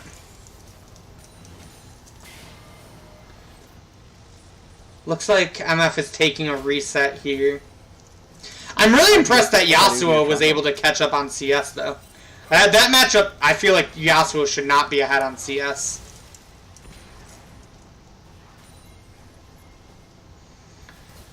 If we fade over... Ooh! Magic Dong hitting the stun. The big Wukong out. The Wombo combo coming onto Synexus. He flashes out. Void Shifter coming in with the Swain ult to get the suck on. But he does have to flash out. Udyr does not have the damage, and the barrier comes through. We didn't talk about that. The barrier was really good technology. Ah. Udyr almost killed himself walking under the tower there. Dude, sometimes you gotta go a little ham as deer, you know? But the barrier is interesting to see in such a passive lane against Zilean, but it definitely saved Void Shifter's life. Oh yeah. I see that on the Swain quite often. Just because he gets so low during his ultimate, that little bit of HP just sometimes is enough. Notably, Nautilus is not 6 yet, and neither... Ooh, the huge damage coming through from T-Bry on the Amumu is able to get Queso the kill. That... I feel like that kill kind of came out of nowhere for them. I know. Honestly, I thought MF was in a bad spot, and then suddenly the turned it. I thought the same thing. Underrated. It really is. I think he's one of the best supports right now in the game. And he is really powerful. He does surprising damage because you do first item as you see T-Bry go in the Zonias. We do see the Trundle components coming through, so it does look like it is that Divine Sunder. So we'll have to hold out to see. It's the Amumu MF combo just destroys DK. Doubles for the Nautilus. I'm not sure that was worth that. I feel like they could have probably held one of those ultimates, but you know, this bot lane's about sending a message. As Udyr sends a message by soloing Rift Herald. Yeah. We do see Magic Dong falling behind in CS again, though. He's about 15 CS behind currently. And... Oh, skirmish break now? Yeah, Nookster coming around here. Trundle does have that ultimate. He's also got about a Kindle Gem ahead on Udyr, or on Wukong, rather. But Void Shifter pretty low. The flash to flash the Mordekaiser pull was really good. And Void Shifter's got to be careful. He's about one hit from dead. And we see Ryan Pat getting the exhaust onto him. But the Mordekaiser ult. Diki has to take the kill. The Yasuo ult comes through on him. He's not in a good spot, though. The Wukong ult knocks them all up. And the Zillion bombs come through to rain the damage in. They pick up the kill on Ifil FF. But meanwhile, in top lane, Udyr says, I'm taking this tower again. But the one building the early lead this game, even though they were behind after that invade. If you look at the gold lead, it's actually dead even.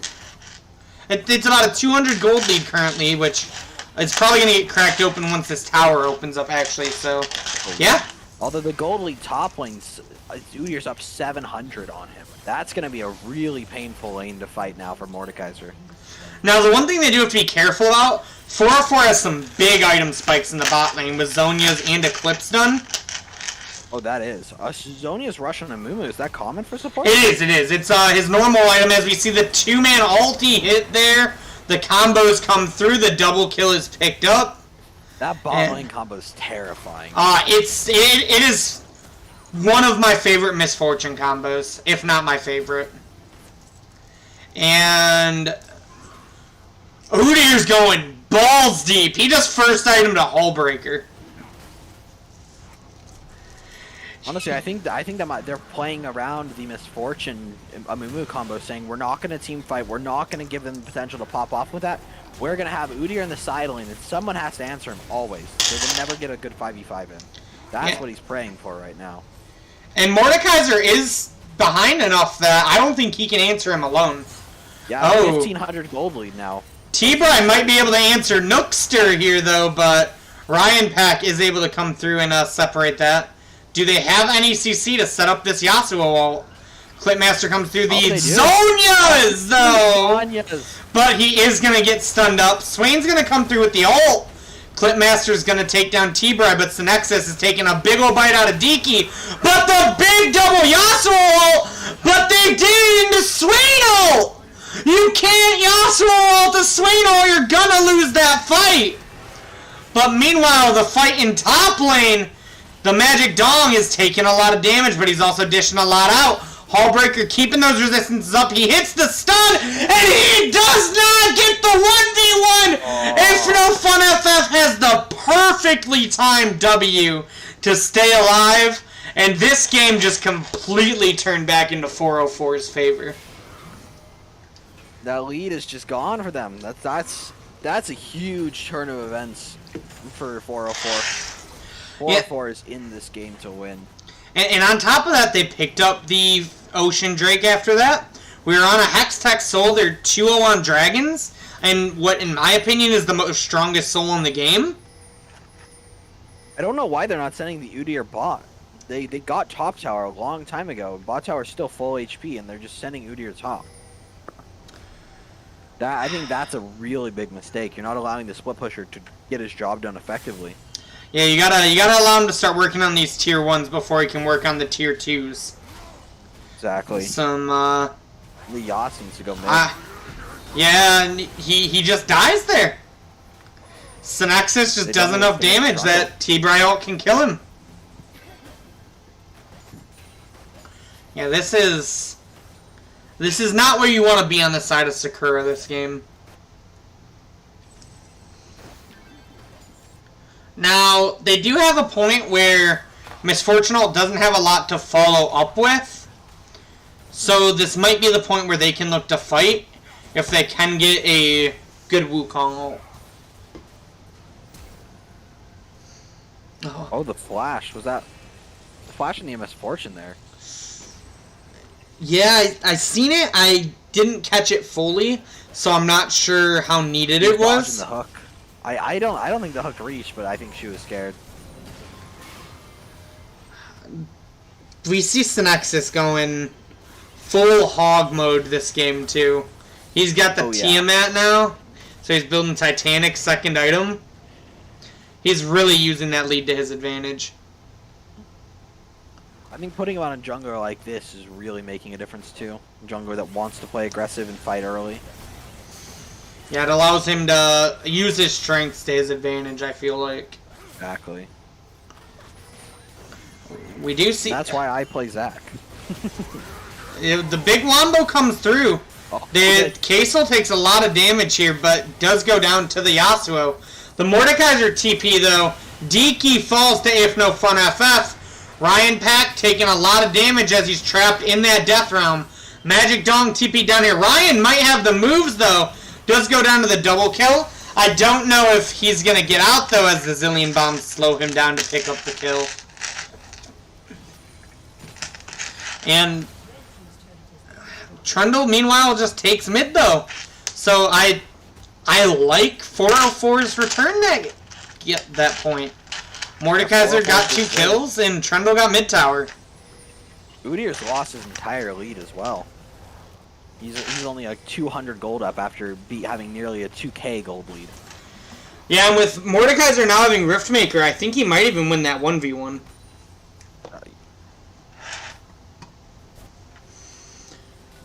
He might finally get some value out of this hole breaker. How do you want to see not 404? How do you want to see Sakura come back into this game? I want to see Sakura send Udyr bot and get him in the side lanes, send Zillion with Yas and Nautilus to mid, and possibly even have Wukong shove out the other side lane. First, we're gonna see the Misfortune ultimate save T-Bry's life, and Synexus pick up a munch. Oh man. They pushed too far for the little Amumu. They forget he's got Zhonya's. He has his no button. And Amumu's just doing God's work right now. Yeah, T-Bry, he was an all-star in the top lane last season, and he has shown to be an all-star in the support this season as well. He is definitely a playmaker for this team.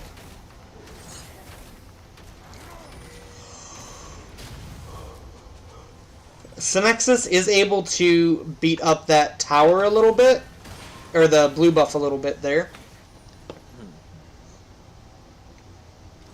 Blue buffs are basically towers, right? As Clipmaster might be caught out. He does die, doesn't even bother trying to stall for his ultimate. He had nowhere to go there. And Diki might be stuck between a rock and a hard place as they're looking for the dive, but Synexus does actually back off there.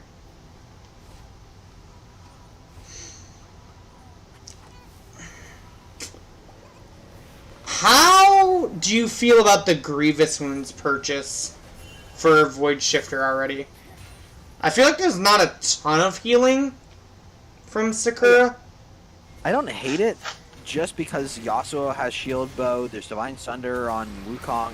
Udyr's Empowered W heals, and that's one of the better abilities on him right now.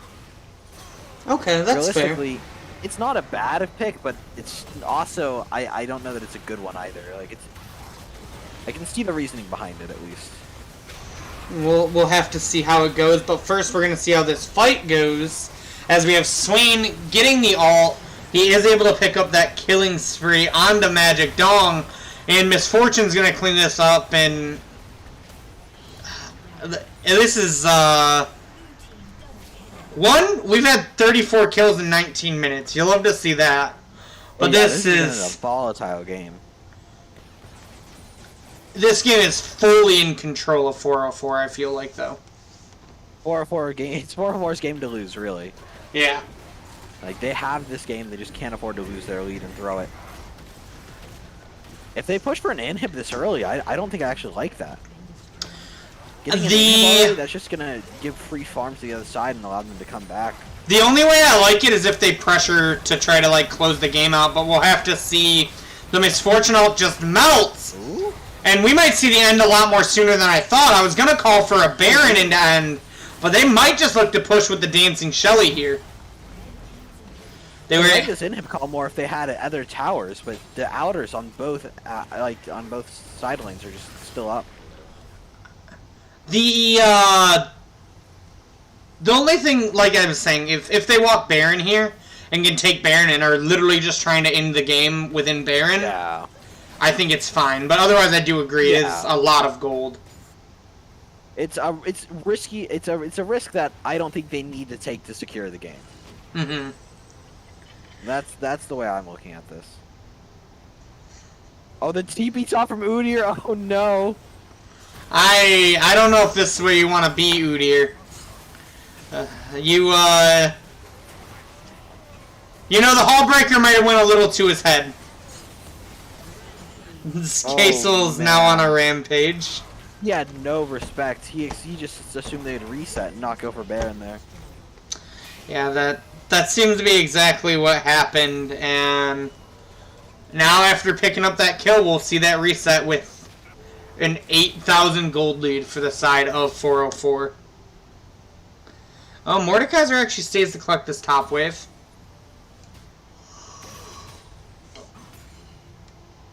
Seeing Wukong bot as T-Bry almost hits that Q, I'm surprised to not see them forcing a little bit more on the other side of the map.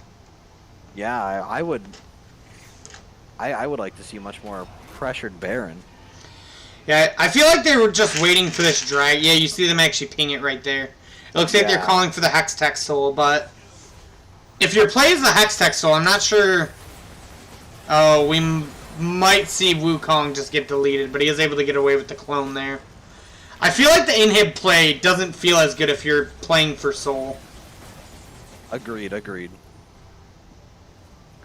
Although if Wukong dies here, that gives up any potential to contest either Baron or Hextech here, so they can't afford to lose him. Can they afford to contest it though? Even like they're pretty behind. They're about 9K now, as we're Honestly, setting I think up just for playing for the steal to just because if they get Hextech Soul, they probably just end the game. That's I fair. think they have to play the steal, because they're so far behind that there's no other choice but to try. And also, unlike last game, I'm not convinced that Sakura outscales too. So if the game goes late, that's not just delaying isn't enough to win the game for them. Mm-hmm. They don't scale terribly, but they don't outscale the other team by any means. I think the only good sign for them scaling wise is the Zillion, but I don't think that's enough to overact the Hextech Soul. Or if this fight, Swain actually gets the blue buff too. And that's the Hextech Soul. He's just ecstatic over getting that blue. So they're walking over to Baron now. You see the pings on it. Do you just try to steal this? Is that like the goal for Nookster? I think Nook should try for it. He should be the only one to do it though, because with Zillion and Udyr, you might have the wave clear without Wukong to at least sustain. I thought Udyr was looking there. Udyr might be looking. They're too late. They're too late. They have to give. And Udyr knows it. I feel like 404 just resets and walks it down top and tries to end the game. View 1-4 top and bot with Mordekaiser. Like, between that and the supers, I'm not sure. I would say you could even 1-3-1 with Trundle in a side lane as well. I could see that. I actually like that idea a lot more. I think you're right. And on the side of Sakura, you really need to look for a Wombo, I feel like, at this point. You need to try to blow someone up, and unfortunately, I think the person getting blown up might be Udyr, but maybe you just can't catch him. No, Misfortune can catch him. And a Mumu definitely can catch him as he falls. This game is just a great showing from all of 404. Yeah, 404 played this game well. They came off good from the invade, and they blundered a little bit in the early game, but managed to get it back together in 28-10. Yeah, I feel like once the ult, like, we were talking so much about the Yasuo ults. I feel like once the Misfortune of Mumu ults came out, that's where, as we see it doing a lot right there too, but we actually see the shutdown coming through onto the Misfortune. But Synexus, he's a big boy on this Trundle. It really turned this whole bot lane though as soon as MF and Amumu got their ults. Yeah, they're playing really well together. Meanwhile, we see the Swain pull actually goes through Wind Wall. Interesting. It's an interaction I didn't know about. Another interaction that I noticed is if Wukong's ulting and Amumu goes through his ult with his Q, it stuns Amumu instead. Interesting. So, having Wukong there for the fights against the Amumu would stop him from getting very good engages off. Oh, Synexis. That wall, that pillar. That was a good Zillion ult, but I don't know if it's going to save him as Synexis goes legendary. The double kill and... The pillar from Trundle just cut them off so well there. And we see what he can do on these more aggressive style junglers. 10-0 and 9 on Trundle. Ever since that invade, he literally just got to run this game. Oh, yeah. Now, as we see the game ending here, I still think MVP of the series, in my opinion, I think goes to If No Fun FF. I think he did really good on the Tahm Kench. And I think he had a pretty good performance this game on the Mordekaiser. You know, he had a rougher laning phase, but I do think he did a pretty good job at trying to hold his own and also having the timely ultimates that he needed. Yeah, he played it well, especially against effectively a new champion. Being able to hold his own there and not just feed away the game, especially after the early trades didn't go his way. I think that was big for him. Yeah, I definitely agree. We'll have to see if we can pull him in here for an interview.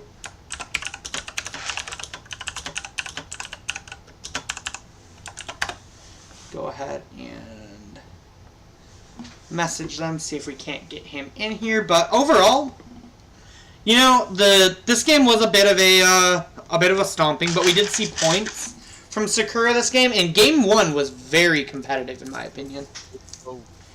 As we get the man himself in here, I'm going to go ahead and adjust your volume really quick. How's it going, Mr. If No Fun FF yourself? It's going pretty well. How about yourself? It's going pretty good, pretty good. Glad to finally get you on the stream. I know you were a newer addition to the team. I believe you came in this split, if I remember. How's it been adjusting to this team and adjusting to top lane for them? Yeah, it's been good. I played on another team on the other half in the preseason as mid lane, even though I made top lane. And yeah, so it's good to be back in the top lane. Welcoming team, flexible team. Yeah, not much else to say to that. I mean, pretty clear comms, pretty clear, you know, going in with the game plan and typically executing on that game plan in draft and in game. Yeah, it's pretty awesome to see. You know, you get to come in onto this team. You mentioned you now get to play your main role. I know T-Bry, who was the top laner before you for the team, got to go also to support, which is where he mains now, he was saying. So it's really cool to get to see you guys get to pick up the positions you would want to be playing. Yeah, I mean, yeah, for sure. You know, no one will unleash the Shen, but you know, it's to be expected. I ask every week, is it the week that we'll finally get to see the Shen come through, and it never does happen. Now, mentioning the Shen, what is it about Shen? Like, what drew you to the champion? I mean, he's just broken in the best possible way, and the best possible way being you can be horrible at the game, and you can suck, you can get no CS, and you will carry the game on Shen. Shen only needs Frozen Gauntlet and Boots, and your full build.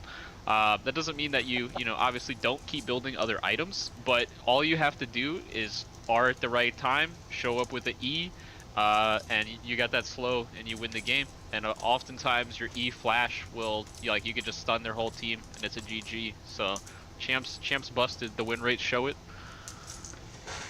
Yeah. So yeah, free the Shen. Free the Shen. Free the Shen. You heard it here first.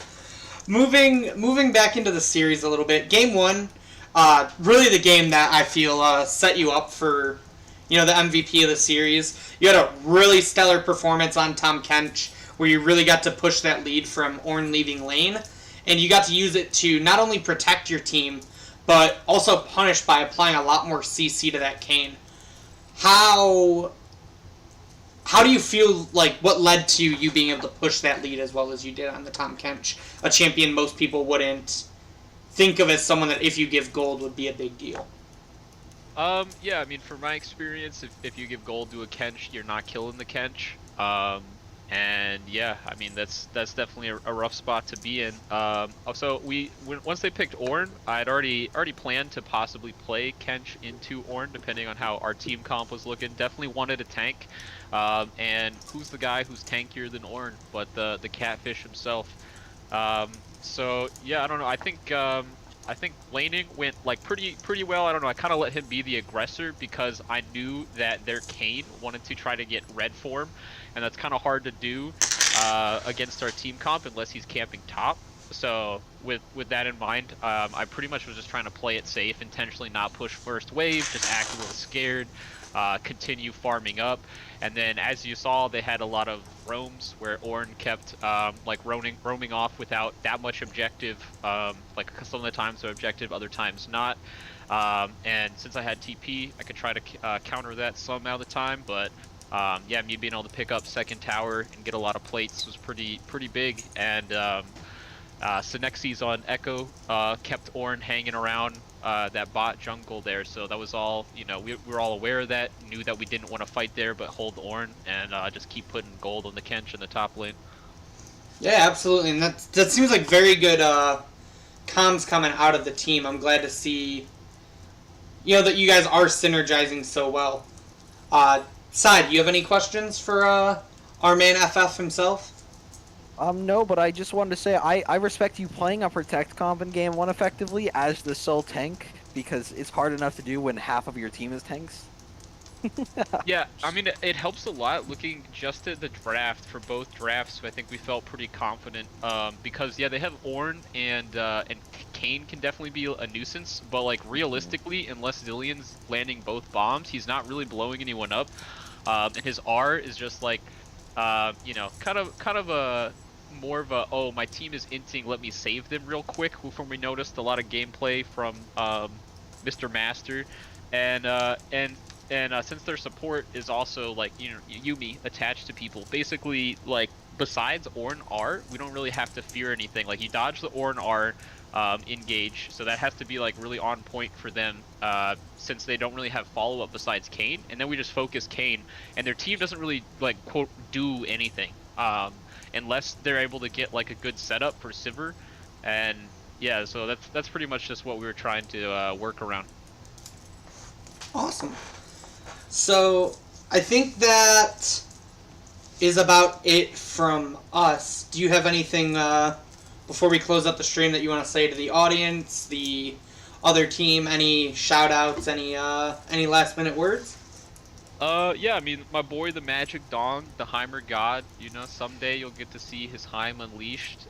You know, he did offer me the gentleman's agreement of I get my Shen and he gets his Heim, but I don't think anybody besides him would have been going for that because his Heim is too nice. He is the Magic Dong after all. So, but yeah, I want to thank you guys for casting. Yeah, it was fun matches, good games against Sakura Feesh. And yeah, we had a good time. So, mentioning the Magic Dong, actually, before we sign off, I do have one question since you seem to be familiar with him. If I remember, last season he was jungling. And if 404 still banned out Heimerdinger, would he have played at jungle? Oh, absolutely. And in fact, there were some games where he did play at jungle. I don't remember whether or not they won or not, but I'm sure he was having enough fun to count as a W. Alright, that answers the age-old question of if the Heimerdinger jungle ban was worth it. He'll play Dong in any role. Awesome. He's making a new meta himself. Yep. You love to see it. You love to see it. But thank you again. Thank you all for letting us cast these games. It's always a great time.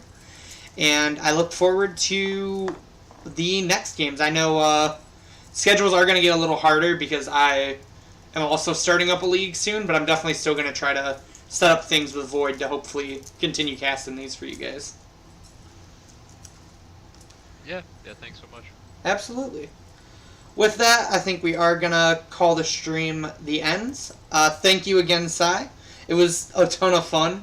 I'll definitely have to try to get you on a couple streams in the future. And Always enjoyable casting with you. yeah, thank you. And with that, I hope everyone has a good night. As mentioned before, Try to give the channel a subscribe, give the video a like, leave a comment. It always helps out a lot. And I will see you guys on the next stream.